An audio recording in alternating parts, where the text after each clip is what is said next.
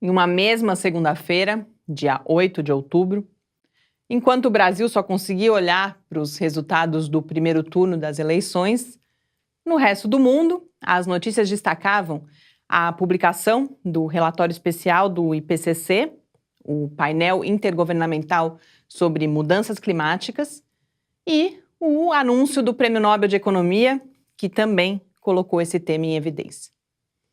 Nessa edição de Mídia e Ciência, eu, Mariana Pezzo, falo das relações que podem ser construídas entre essas notícias e do que elas têm a ver não só com o nosso futuro, mas também das próximas gerações.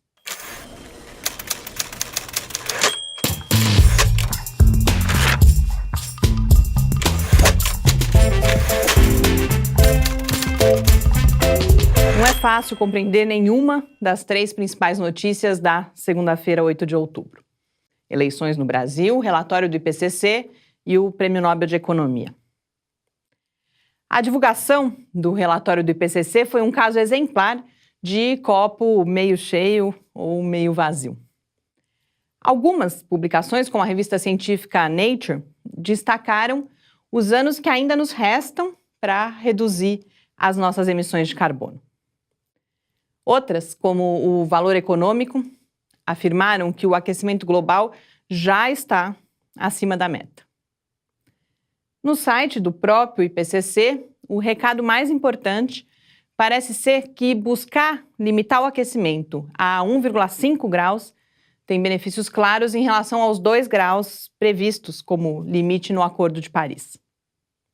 Mas, para transformar essas metas em realidade, são necessárias mudanças rápidas, abrangentes e sem precedentes em todos os aspectos da sociedade. O relatório registra também que a gente já vê as consequências de um aquecimento de 1 grau, como a intensidade das tempestades, dos furacões, as ondas de calor e de frio extremos, secas e chuvas severas, incêndios devastadores. Como destaca uma matéria que foi publicada na Folha de São Paulo, a reunião que levou à aprovação do relatório foi marcada pela busca de um equilíbrio entre o alerta de urgência da situação e o cuidado para que um tom muito alarmista não levasse ao sentimento de que já não dá para fazer mais nada. Uma outra reportagem, publicada no Direto da Ciência, resume bem essa tensão entre a constatação positiva de que as metas previstas ainda são factíveis e a observação preocupante de que, para isso, as emissões precisam ser reduzidas em ritmo e escala sem precedentes. Fato é que a gente não tem mais tempo nenhum a perder. Já no caso do Nobel de Economia, que foi atribuído aos pesquisadores William Nordhaus e Paul Romer, onde eu consegui ter um pouco mais de clareza sobre os trabalhos premiados, também foi no próprio site do prêmio.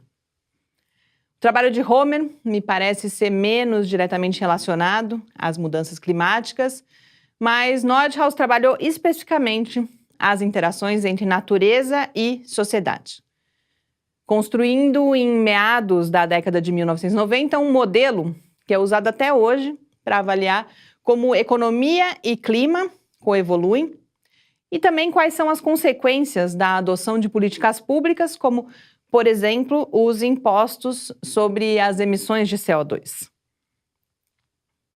Eu não entendo que seja uma coincidência que o Nobel tenha ido para Nordhaus e Romer no mesmo momento em que o IPCC anuncia a necessidade de fortalecer compromissos com o combate às mudanças climáticas. O prêmio valoriza as evidências científicas que embasam esse alerta em tempos de negação dessas evidências e de movimentos de afastamento de alguns países dos compromissos que eles assumiram antes. Mesmo que a gente tente, é impossível não voltar às eleições presidenciais brasileiras. Como registra o Observatório do Clima, na conclusão da sua notícia sobre o relatório do IPCC, as ações tomadas diante dos fatos dependem agora do que vai ocorrer no plano político. Essa afirmação, no Brasil, tem uma conotação ainda mais urgente do que no resto do mundo. Com um ponto de virada já no dia 28 de outubro, o domingo em que a gente vai escolher entre um candidato que já sinalizou a intenção de deixar o Acordo de Paris e outro que tem um plano de governo com vários pontos relacionados a uma política de transição para a economia de baixo carbono. Como destacou a jornalista Giovana Girardi em uma análise publicada no Estadão. Internacionalmente, a atenção é grande a esse momento de definição. Com textos nas principais revistas científicas do mundo, como a Nature, que destaca as visões opostas dos candidatos Jair Bolsonaro e Fernando Haddad para a ciência e tecnologia e para as políticas ambientais brasileiras. O britânico The Guardian também falou do assunto, elencando como propostas de Bolsonaro a construção de uma estrada cortando a região amazônica, o relaxamento das leis ambientais, o banimento de ONGs como Greenpeace e WWF, aliança com a bancada ruralista, a abertura dos territórios indígenas à mineração, o fim dos ministérios da Ciência e Tecnologia e do Meio Ambiente e a já mencionada saída do Acordo de Paris, que foi tema de um outro artigo publicado na revista New Scientist. Os links estão todos lá no site do Lábio. A New Scientist, inclusive, destaca o papel do Brasil, por ser um grande país em desenvolvimento e por abrigar a floresta amazônica. A revista destaca esse papel no controle do aquecimento global, evidenciando que, além do mundo estar preocupado com o Brasil, a gente também precisa se preocupar com o mundo e com as futuras gerações, quando tomamos as nossas decisões no tempo presente.